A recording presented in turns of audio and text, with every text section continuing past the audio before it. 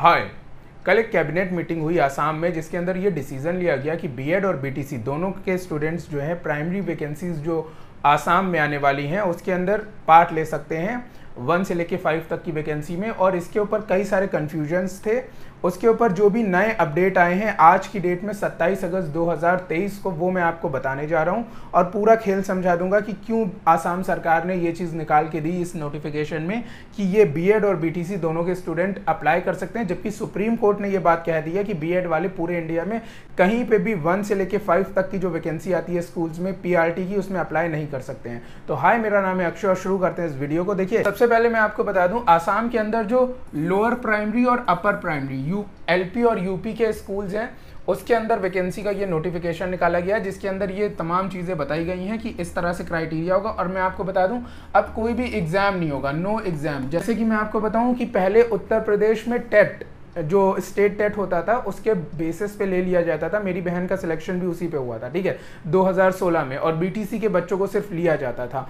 उसके बाद ये हो गया कि हम सुपर टेट करवाएंगे और 2018 में सुपर टेट हुआ। ये मैं यूपी की बात कर रहा हूँ। और भी कई सारे स्टेट्स में एक एग्जाम और लेने लगे प्राइमरी में वैकेंसी के लिए, लेकिन इससे पहले मेरिट के बेसिस पे होता था। अब आसाम में भी सिर्फ मेरिट के बेसिस पे होगा, जिसमें 5% जो है मांगी जाएगी उनकी हायर सेकेंडरी की, उसके बाद 10% जो है मांगी जाएगी, वगैरह वगैरह। भी आपको आगे बताता हूँ ये सारी चीज़ें, ठीक है। पहले हम अपने मेन मुद्दे पर आते हैं कि ऐसा करा क्यों उन्होंने।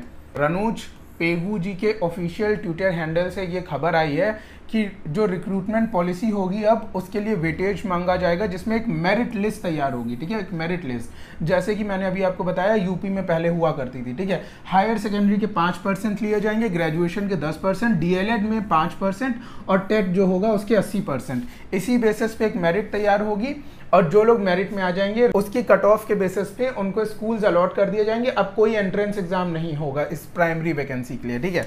लेकिन कल जो आसाम के अंदर कैबिनेट मीटिंग हुई है उसके अंदर ये चीज़ लिख के दे दी गई थी कि भाई डिप्लोमा डीएलएड जो है वो माना जाएगा और जो बीएड है वो भी माना जाएगा इन प्राइमरी वैकेंसी, ठीक है। प्राइमरी वैकेंसी के अंदर ये दोनों चीज़ें मांगी जाएंगी, ये लोअर प्राइमरी और अपर प्राइमरी दोनों के लिए। लेकिन सुप्रीम कोर्ट का ऐसा ऑर्डर आ चुका है कि ऐसा कुछ नहीं हो सकता है, बीएड वालों को कंप्लीटली प्राइमरी वैकेंसी से बाहर कर दिया गया है। देखिए, अब इसमें एक रोल प्ले कर रहा है हमारा NCTE, national council for teacher education, जो कि अभी इस बात पे मीटिंग कर रहा है, जो कि पूरी तरह से गुप्त है, किसी के पास कोई जानकारी नहीं है। तो किसी भी अफवाह में मत जाइएगा। इनकी जो मीटिंग चल रही है वो और चलती जा रही है, वो इस बात के लिए आगे बढ़ रहे हैं कि भाई हमने एक ज़माने में बीएड को एलिजिबल कर दिया था, अब हम क्या करें, कोई ब्रिज कोर्स बनाए, सुप्रीम कोर्ट में री अपील करें इसके लिए, या फिर कोई ऑर्डिनेंस लाई जाए बीएड वालों के लिए, या कुछ तो ऐसा करा जाए कि बीएड वालों की डिग्री ना बर्बाद हो, ठीक है। तो इसके ऊपर मीटिंग चल रही है, लेकिन इसके किसी के पास कोई ऑफिशियल जानकारी नहीं है, ठीक है। तो देखो, सवाल ये उठता है कि आसाम सरकार ने ऐसा क्यों कर दिया कि उन्होंने बता दिया कि सुप्रीम कोर्ट का ऑर्डर आ गया तो आ गया, लेकिन हम अभी 1 से लेके 5 तक वालों को अलाउ करेंगे। कुछ लोग ऐसा कह रहे हैं कि ऑफिशियल ट्विटर हैंडल से लिखा गया है कि हमसे ये गलती हो गई थी, हो सकता है गलती हो गई हो। मुझे तो ऐसा कोई ट्वीट नहीं मिला, अगर आपको मिला तो कमेंट सेक्शन में मुझे बताइएगा, ठीक है। मुझे तो ऐसा कोई ट्वीट नहीं मिला। कुछ लोग कह रहे हैं कि ऑफिशियल ट्विटर हैंडल से लिखा गया है आसाम गवर्नमेंट की तरफ से कि हमने गलती से बीएड को प्रिंट कर दिया अपने कैबिनेट मीटिंग वाले ब्रोशर में, लेकिन ऐसा है नहीं, हमसे एक गलती हो गई थी। हो सकता है गलती हो गई है, लेकिन इसका एक और बड़ा रीज़न है, मैं आपको बता दे रहा हूँ। देखिए, इसका एक बड़ा रीज़न ये है कि आसाम के अंदर कितने सारे बीएड के कॉलेज हैं। आप देखिए, आसाम में बीएड के कॉलेज कितने हैं। आसाम में 54 बीएड के कॉलेज हैं। कितने? 54, ठीक है। और आसाम के अंदर बीटीसी वाले कॉलेज कितने हैं? आसाम के अंदर अगर आप बीटीसी कॉलेज की बात देखें तो मुश्किल से 15 कॉलेज हैं। मतलब 54 कॉलेज हैं आपके बीएड वाले और 15 हैं बीटीसी वाले, ठीक है। अब जो एडमिशन की बात होती है तो भाई एडमिशन से आता है पैसा, पैसे से आता है गवर्नमेंट के पास पावर, और पावर से आता है कि लोगों की जो भी सेवाएं करी जाएं या किसी की भी सेवा करी जाए, ठीक है। तो सबको चाहिए at the end of the day पैसा। और जब पता चल जाएगा कि भाई बीएड वाली डिग्री किसी काम की नहीं रह गई है तो इनके 54 कॉलेज की सीट तो खाली चली जाएगी, और जो 15 कॉलेज हैं उसमें अगर भीड़ बढ़ गई तो इनको कॉलेज की संख्या भी रातों रात बढ़ानी पड़ेगी। हो सकता है कि इस वजह से आसाम गवर्नमेंट ने ऐसा किया हो। मैं ये नहीं कह रहा हूँ कि ऐसा ही किया होगा, लेकिन ऐसा हो सकता है कि आसाम गवर्नमेंट की तरफ से ये ग्लिच इस तरफ से दिया गया हो कि भाई हमारे कॉलेज में एडमिशन हो जाए। ये एक पॉसिबिलिटी है, मैं आपको बता रहा हूँ, ऐसा कुछ भी ऑफिशियल नहीं है, ठीक है। ये मेरी सोच है। और दूसरी बात मैं आपको बता दूं कि सुप्रीम कोर्ट का जो ऑर्डर है ना, वो पूरे इंडिया में सबसे टॉप पे होता है, उस ऑर्डर को कोई काट नहीं सकता। सुप्रीम कोर्ट ने बोला राम मंदिर बनेगा तो मतलब बनेगा, कोई इफ एंड बट नहीं है उसमें, ठीक है।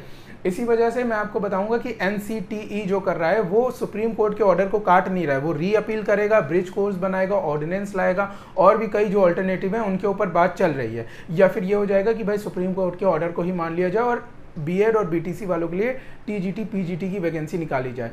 तो अब देखना ये होगा कि आसाम सरकार की तरफ से इस गलती का सुधार होता है, या फिर वो ऑफिशियली ये चीज़ बता देते हैं कि भाई हमसे गलती हो गई है, या फिर वो सुप्रीम कोर्ट के ऑर्डर के खिलाफ जाके बीएड वालों को अलाउ कर देंगे। तो देखने वाली बात होगी। लेकिन मेरा एक मानना है कि भाई देखो, अगर आप बीएड वालों को बीटीसी में इंक्लूड नहीं कर रहे हो तो कोई बात नहीं, लेकिन बीएड वालों को टीजीटी एलटी ग्रेड जैसी कई सारी वैकेंसीज मिलनी चाहिए जिसमें उनको भी मौका मिलना चाहिए और उनको भी रोजगार मिलना चाहिए। तो मेरे हिसाब से जो है बीएड वालों की सीट्स बढ़ा दो, भले ही आप प्राइमरी में उनको इंक्लूड नहीं कर रहे हो, अपर प्राइमरी की सीट बढ़ा दीजिए, टीजीटी पीजीटी की सीट बढ़ा दीजिए, एलटी ग्रेड की सीट बढ़ा दीजिए, तो बीएड वालों को भी कोई दिक्कत नहीं होगी। ठीक है भाई, बीटीसी वाले अपने में चले जाएं, बीएड वाले अपने में चले जाएं, ठीक है। यहाँ बात सिर्फ इतनी है कि बीएड में सीट्स कम आती हैं। तो उम्मीद करते हैं कि ये एनालिसिस आपको सही लगा होगा। आप मेरी राय से सहमत हैं, नहीं सहमत हैं, इसको आप कमेंट बॉक्स में बता सकते हैं। और बाकी जो लोग भी इस चैनल पर नए आए हैं, व्हाट्सएप ग्रुप और टेलीग्राम ग्रुप हमारा ज्वाइन कर लीजिए। हम आपको जो है टीजीटी पीजीटी एलटी ग्रेड और प्राइमरी सारी तैयारी करवाते हैं और सारे नोट्स प्रोवाइड करते हैं। तो मिलते हैं आपसे फिर किसी और वीडियो में, तब तक के लिए थैंक यू सो मच।